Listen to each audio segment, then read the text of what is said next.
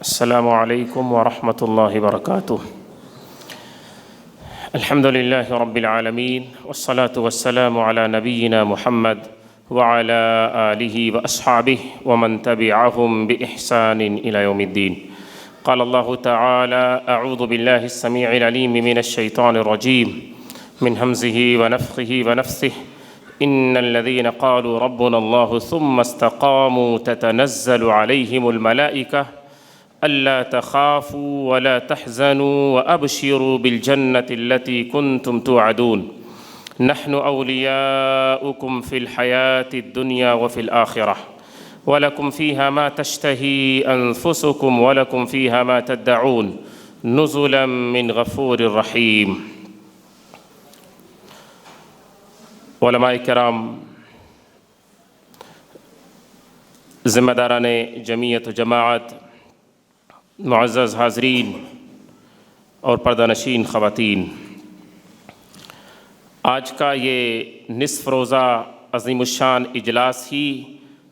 راہ استقامت پر منعقد ہے، اور انشاءاللہ ہم لوگ اب تک 2 خطاب سن بھی چکے ہیں، اور آخر تک انشاءاللہ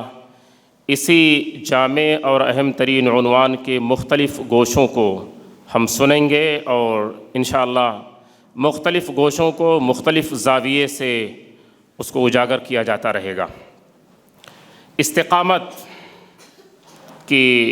جس کو ہم سمجھنا چاہتے ہیں، کہ جس پر ہم قائم ہونا چاہتے ہیں، کہ جس کے لیے ہمیں اللہ سے مسلسل دعا کرنی چاہیے، اور ساتھ ہی ساتھ ہماری پوری کوشش اور جدوجہد ہونی چاہیے کہ اللہ ہم سب کو استقامت کی راہ عطا فرمائے، اور زندگی کی آخری سانسوں تک اس استقامت پر قائم رہنے کی اور اس کو اپنی زندگی کے اندر قائم رکھنے کی اللہ ہم سب کو توفیق عطا فرمائے، آمین۔ استقامت مجموعی طور پر ہم یہ کہہ سکتے ہیں کہ اللہ عز و جل نے جو دین عطا کیا، دین کے تمام احکام پر پوری چاہت کے ساتھ، اخلاص کے ساتھ، نیک نیتی کے ساتھ عمل کیا جائے، اللہ اور اس کے رسول کی اطاعت اور فرما برداری میں کوئی کسر نہ چھوڑی جائے، ظاہری طور پر بھی باطنی طور پر بھی، اور ان اعمال کا تعلق چاہے حقوق اللہ سے ہو یا حقوق العباد سے ہو، تمام چیزوں کو شامل ہے، تمام چیزوں کو شامل ہے۔ کسی ایک پہلو کو اگر ہم نے نظر انداز کیا یا اس میں کمزور ثابت ہوئے تو استقامت میں ہم کمزور ہوں گے، اور اللہ کی نگاہ میں یا شریعت کی نظر میں استقامت کے راستے پر ہم قائم قرار نہیں دیے جائیں گے۔ اور سچ یہ ہے کہ حقیقی ایمان کی پہچان بھی یہیں سے ہوتی ہے، ورنہ مسلمانوں کی جو بھیڑ ہے، اس بھیڑ میں تو ہر کوئی اپنے آپ کو مسلمان نہیں بلکہ بہت بڑا نیک و صالح سمجھتا ہے، اور ہر شخص اپنے آپ کو بہت بڑا متقی اور پرہیزگار سمجھتا ہے، لیکن ہمارے سینے میں ایمان کتنا ہے، تقویٰ کی کیفیت کتنی ہے، یہ استقامت ہی طے کرتا ہے۔ سچ یہ ہے کہ اب تو ہمارے یہاں دین میں بھی موقع پرستی کو نکال لیا گیا ہے، اپارچونسٹ ہو گئے لوگ، موقع پرست ہو گئے ہیں لوگ۔ دین میں بھی موقع پرستی سیاست میں دیکھی جاتی ہے مدتوں سے، بلکہ اس سیاست کا تو ایک لازمی حصہ بن گیا۔ آج کوئی اس پارٹی میں ہے، کل دوسری پارٹی میں ہو جائے گا۔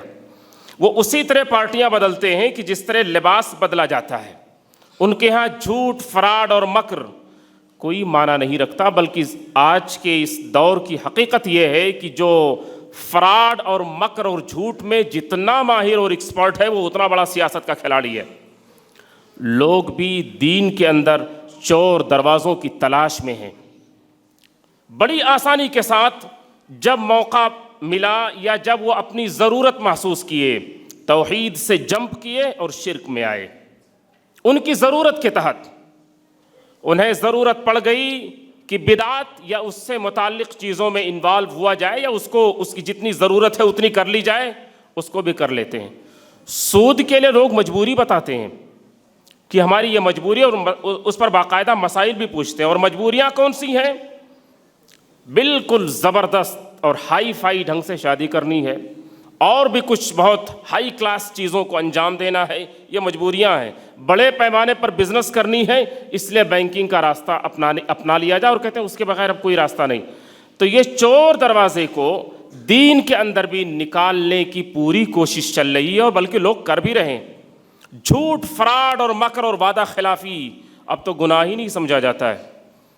تو جب سماج کا ایک بڑا طبقہ ان چیزوں کے اندر ڈوب چکا ہو اور اس کے سوچنے اور سمجھنے کی حالت یہ ہو چکی ہو کہ ضرورت کے تحت ان ساری چیزوں کو کر لیا جا سکتا ہے، تو پھر استقامت تو بہت بڑی چیز ہے۔ ہمارا ایمان ہی سلامت نہیں رہا، استقامت تو ایمان کے بعد کا درجہ ہے۔ استقامت کا جو درجہ اور مقام ہے وہ ایمان سے بہت اعلیٰ ہے۔ ان الذین قالوا ربنا اللہ ثم استقاموا، یقیناً جن لوگوں نے یہ کہا کہ ہمارا رب اللہ ہے، پھر اپنے اس ایمان پر استقامت اختیار کی، اور پھر رسول اللہ صلی اللہ علیہ وسلم کی وہ حدیث قل آمنت باللہ ثم استقیم، یہ کہہ دو کہ میں اللہ پر ایمان لایا، اور پھر اس ایمان پر ڈٹ جاؤ، جم جاؤ اور استقامت اختیار کرو۔ ایمان کے بعد اور اس سے اونچے درجے پر استقامت کا درجہ اور مقام آتا ہے۔ ہم اپنے ایمان کو ہی بگاڑ لے رہے ہیں۔ استقامت کا مطلب یہ ہے صاف لفظوں میں کہ اسی پہ جینا اور اسی پہ مرنا سیکھ لیا جائے، مشکلات کو بھی اچھے ڈھنگ سے مینج کرنے کا ایمان کی روشنی میں سلیقہ آ جائے، توکل اللہ کی ذات پر، امید اللہ کی ذات سے، بھروسہ اس رب تعالیٰ پر اتنا بہتر، اتنا مضبوط اور اتنا عمدہ ہو کہ مشکل سے مشکل حالات میں بھی آپ اپنے ایمان سے نہ پھریں، نہ ڈگمگائیں، اور کبھی غلط چیزوں، ناجائز اور حرام چیزوں کا خیال بھی نہ آئے۔ استقامت کے اندر ایک چیز کی اور وضاحت ضروری ہے آگے بڑھنے سے پہلے، وہ یہ ہے کہ کچھ لوگوں کو دیکھا گیا ہے کہ وہ عبادت میں بڑے اچھے ہیں، روزہ نماز بہت عمدہ، صدقہ خیرات سب کچھ بہتر ہے، معاملات میں بگڑے ہوئے ہیں۔ حقوق اللہ کا جو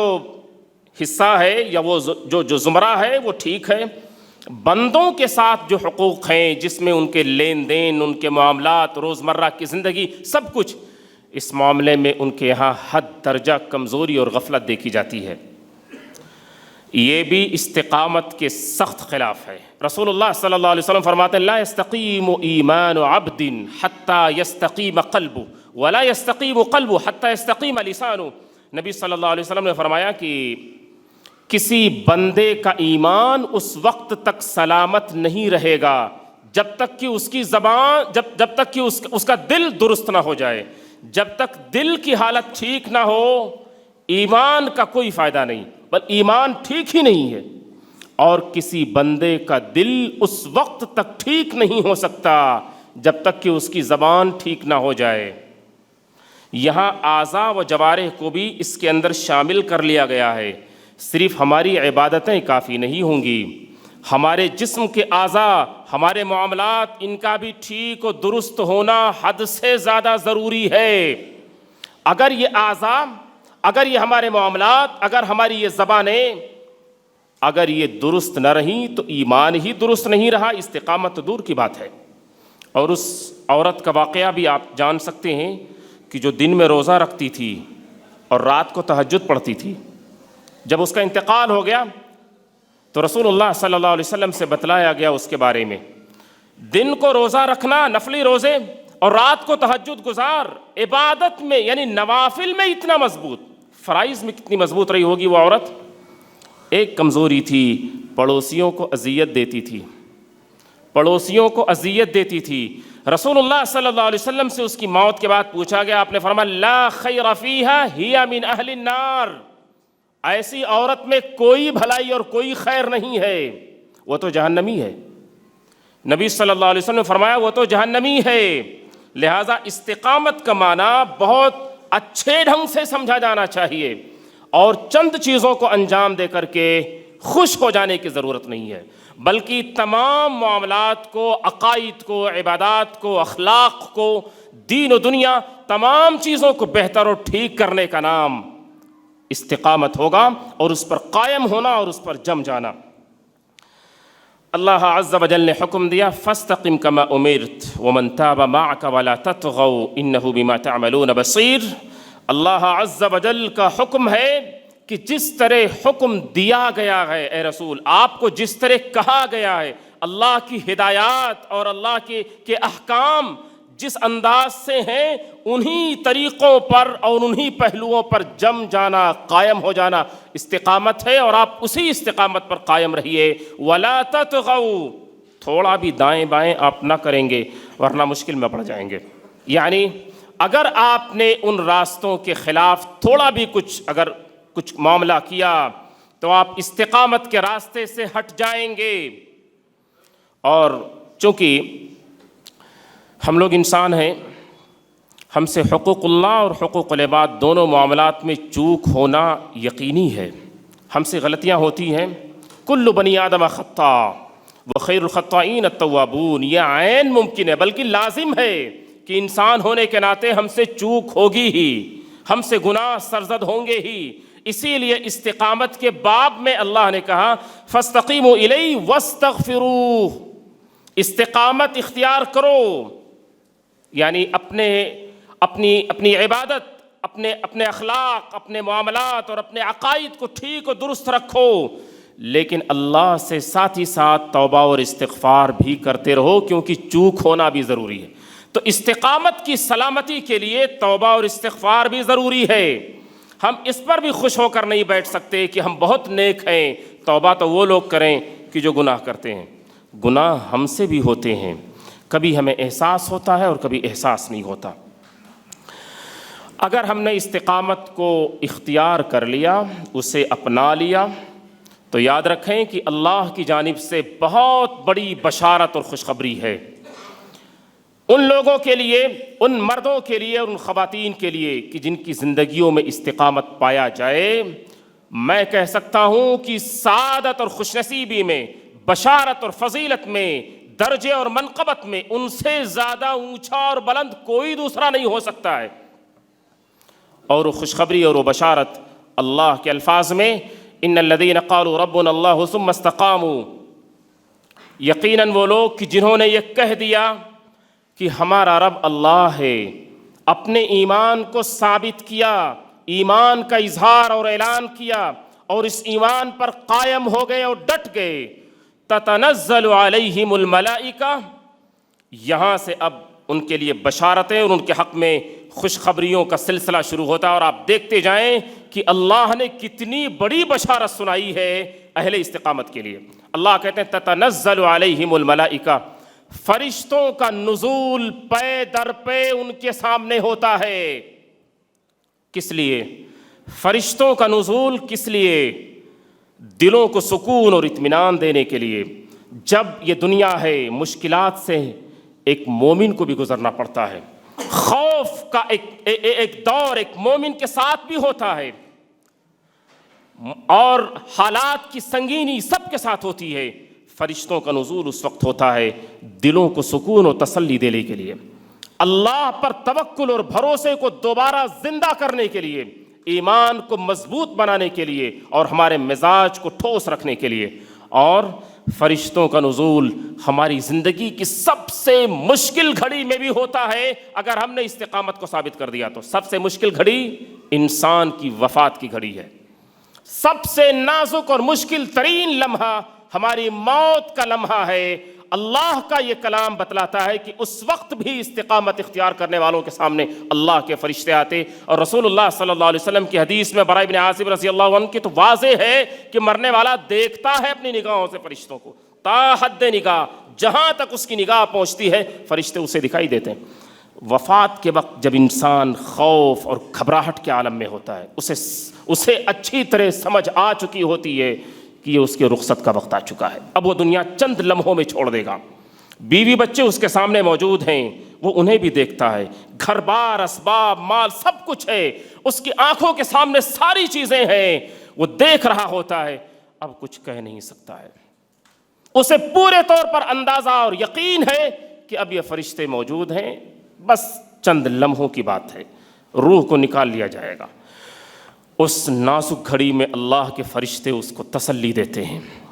اور اللہ کے فرشتے کہتے ہیں اللہ تخافوا ولا تحزنوا وابشروا بالجنۃ التي كنتم توعدون. فرشتے کہتے ہیں کہ اے استقامت اختیار کرنے والے مومن، اب اس کے بعد کیا ہوگا اس کا ذرہ برابر خوف اور اس کے بارے میں دہشت تمہارے دل میں نہیں رہنی چاہیے. اس کے بعد قبر کا مرحلہ، اس کے بعد جو عالم برزخ کے اندر اور بھی جو کچھ ہونے والا ہے، اور اس کے بعد حساب و کتاب کا معاملہ، جنت و جہنم کا معاملہ، پل صراط کا معاملہ، تمہیں ذرہ برابر خوف کھانے کی ضرورت نہیں کہ اللہ نے تمہارے لیے کچھ وعدہ کر رکھا ہے جو ابھی تمہیں وعدہ تمہارے سامنے پڑھ کر سنا دیا جائے گا. اور تمہارے جانے کے بعد یہ اولاد ہے تمہاری، بیوی بچے ہیں، کاروبار ہے کہ جس کا تمہیں خوف ہے، کہ جس کی تمہیں فکر ہے کہ اب ان کا کیا ہوگا، ان کے بارے میں بھی تمہیں خوف کھانے کی ضرورت نہیں. مستقبل سے متعلق جتنی چیزیں ہیں تمہارے دل میں خوف نہ ہو. اللہ ان کا نگہبان ہے، اللہ ان کا نگراں ہے. ان ولی اللہ الذین آمنوا واللہ یتولی الصالحین، او کما قال، کہ اللہ عز وجل نیک بندوں کو اپنے کبھی بے آر و مددگار نہیں چھوڑتے ہیں. اللہ کے فرشتے اس وقت تسلی دیتے ہیں اور یہ کہتے ہیں وَلَا تَحْزَنُوا، جو ہو چکا ہے اس پر بھی تمہیں غم نہیں کھانا چاہیے، اس میں بھی تمہیں غم زدہ یا تکلیف دہ ہونے کی ضرورت نہیں ہے، اس کی بھی معافی کا اعلان کیا جا چکا ہے. وَأَبْشِرُوا بِالْجَنَّةِ الَّتِي كُنْتُمْ تُوعَدُونَ، خوشخبری اور بشارت ہے تمہارے لیے اس جنت کی کہ جس کا تم سے وعدہ کیا گیا ہے. یعنی جنت تمہارے لیے اب واجب کی جا چکی ہے، تم جنتی ہو. تمہارے لیے نہ کسی چیز کا خوف، نہ کسی چیز کا غم، نہ مستقبل سے متعلق اور نہ ماضی سے متعلق، بلکہ تمہارے لیے جنت کی بشارت اور خوشخبری ہے. اور اس کے بعد فرشتوں کا یہ بھی کہنا کہ نحن اولیاؤکم فی الحیات الدنیا وفی الآخرہ، ہم تمہارے مددگار ہیں، ہم تمہارے حمایتی ہیں، ہم تمہارے لیے ہمیشہ تیار اور کھڑے رہنے والے ہیں، دنیا کی زندگی میں بھی اور آخرت کی زندگی میں بھی. یعنی اس دنیا میں بھی اب کچھ نہیں ہونے والا ہے تمہیں، اور آخرت کی زندگی میں بھی تمہاری مدد کے لیے اللہ کے حکم سے اور اس کی اجازت سے ہم ہمیشہ تمہارے ساتھ رہیں گے. وَلَكُمْ فِيهَا مَا تَشْتَهِي أَنفُسُكُمْ وَلَكُمْ فِيهَا مَا تَدَّعُونَ، اور تمہارے لیے اس جنت میں وہ تمام چیزیں ملیں گی کہ جن کی تمہارے دل میں خواہش و تمنا ہوگی، اور جن چیزوں کو تم طلب کرو گے تمہاری چاہت کے حساب سے بھی وہ سب کچھ موجود، یا جو تمہارے دل میں کسی چیز کا ارمان ہو اور مطالبہ ہو وہ چیز بھی تمہارے سامنے حاضر کر دی جائے گی. بلکہ اللہ کے فرشتوں کے اس وعدے میں یہ بھی ہے کہ یدخلون علیہم من کل باب،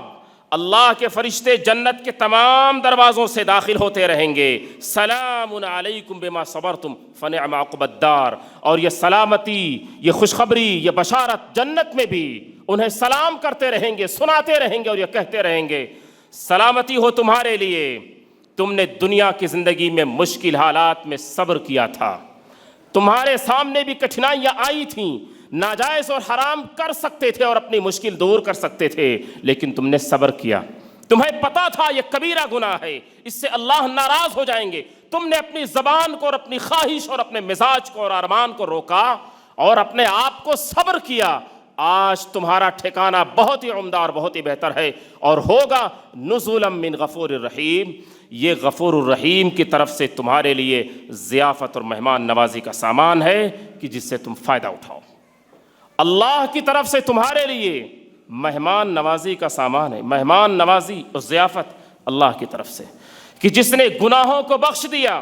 کہ جس نے تمہارے اوپر رحم کیا اور تمہیں اپنی نعمتوں سے بھری جنت کے اندر داخل کر دیا. استقامت واقعی مشکل چیز ہے، اتنی آسان سی چیز نہیں. یہ جتنا بڑا درجہ اور مقام ہے، یہ درجہ اور مقام کسی بھی عمل کا جتنا بلند ہے، اس کے پیچھے قربانیاں بھی اتنی بڑی ہوتی ہیں، اس کے پیچھے قربانیاں بھی اتنی بڑی، اس کے پیچھے آزمائشیں بھی اتنی بڑی. آج کے دور میں استقامت اختیار کرنا کہ جب چاروں طرف سے جھوٹ ہو، جب چاروں طرف سے فراڈ اور مکر ہو، جب دغابازی اور فتنہ عام ہو چکا ہو، اب تو دین کے نام پر لوٹ مار کی جا رہی ہو، اللہ اور اس کے رسول کا نام لے کر کے چاروں طرف سے دونوں ہاتھوں سے لوٹا جا رہا ہو، دین دکھا کر، توحید بتا کر، یہ دکھا کر اور وہ دکھا کر، سبز باغ دکھا کر ہمارے ہاتھوں میں، جب دین کے نام پر لوٹ مار کا بازار گرم ہو جائے، تب ایسی صورت میں اور ایسے ماحول میں استقامت کتنا مشکل ہوگا۔ اور جب یہ مشکل ہے تو پھر اسی حساب سے اجر بھی اتنا بڑا ہے۔ حدیث اور سلسلۃ الاحادیث الصحیحہ کی یہ روایت ہے جسے شیخ البانی رحمہ اللہ نے مختلف طرق اور شواہد کی بنا پر صحیح قرار دیا ہے، اور دیگر اور محدثین نے بھی۔ نبی صلی اللہ علیہ وسلم نے فرمایا ان من ورائکم ایام الصبر، صحابہ سے رسول اللہ صلی اللہ علیہ وسلم فرماتے ہیں کہ تمہارے بعد مشکل دور آنے والا ہے۔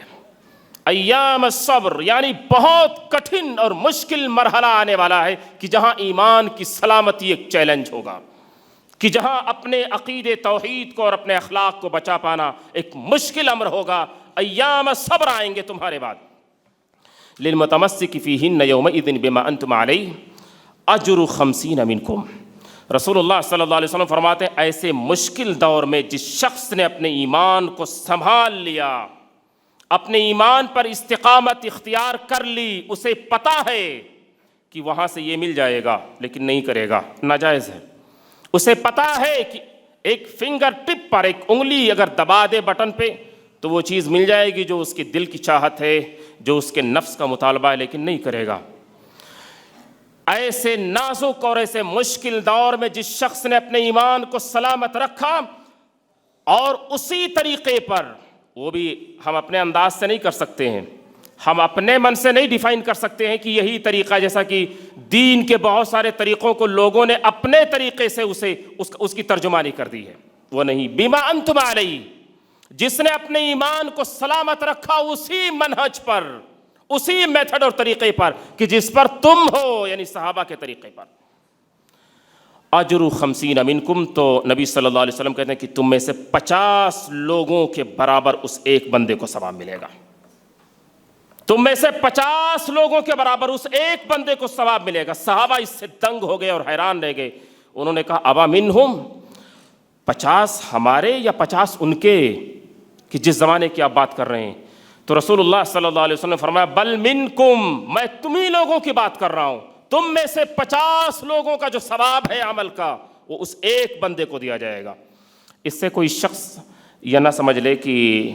صحابہ سے وہ افضل ہو جائے گا، صحابہ سے افضلیت کا سوال ہی پیدا نہیں ہوتا۔ یہاں کہا گیا ہے کہ مشکل اور انتہائی فتنوں سے بھرے دور اور زمانے میں کہ جب ایمان کے نچلے حصے پر بھی قائم رہنا مشکل ہو جائے آدمی کو، پھر وہ استقامت اس پر اختیار کر رہا ہے، اجر میں اللہ رب العالمین ان مشکلات کو اٹھانے کی وجہ سے اسے ثواب دیں گے، یہ ہے اس کا مطلب۔ لہٰذا ہمیں چاہیے کہ ہم ان باتوں کو اپنے سامنے رکھیں اور استقامت کا صحیح مفہوم سمجھیں، اور صحیح مفہوم سمجھ کر پوری کشادگی کے ساتھ اس پر عمل کرنے کے لیے کمر بستہ ہوں۔ آسان نہیں، ایک مشکل چیز ہے، لیکن دنیا اور آخرت دونوں جہان کی کامیابی اسی میں ہے، دنیا اور آخرت دونوں جہان کی کامیابی اسی میں ہے، اور یہ مشکل نہیں ہوگا اگر کوئی بندہ ٹھان لے اور اللہ سے مدد مانگے۔ اگر ٹھان لے کوئی اور اللہ سے مدد مانگے تو انشاءاللہ اللہ اسے ضرور دے دیں گے۔ والذین جاہدوا فینا لنہدینہم سبلنا، تھوڑا سا ہم قدم بڑھائیں گے، اللہ کی مدد انشاءاللہ ہمارے ایک قدم کے مقابلے میں 2 قدم چل کر آئے گی، اور ہم انشاءاللہ استقامت پر قائم ہو سکتے ہیں۔ اللہ سے دعا ہے کہ اللہ عز و جل ہم سب کو صحیح معنوں میں استقامت کا معنی اور مفہوم سمجھنے کی اور اس پر عمل کرنے کی توفیق عطا فرمائے۔ اللہ عز و جل اس امت کے اندر جو خرابی ہے، جو بگاڑ ہے، جو فساد ہے، چاہے ان کا تعلق عقائد سے ہو، ایمان سے ہو، اخلاق اور معاملات سے ہو، اللہ ہم تمام کی اصلاح فرمائے اور ہمیں اس کا احساس کرنے کی توفیق عطا فرمائے، اور ہم تمام کو ان خوش نصیب اور سعادت مند بندوں میں داخل فرمائے کہ جن کے حصے میں اللہ رب العالمین نے استقامت رکھی ہے۔ آمین۔ اقول قولی ھذا واستغفر اللہ لی ولکم ولسائر المسلمین۔ والسلام علیکم۔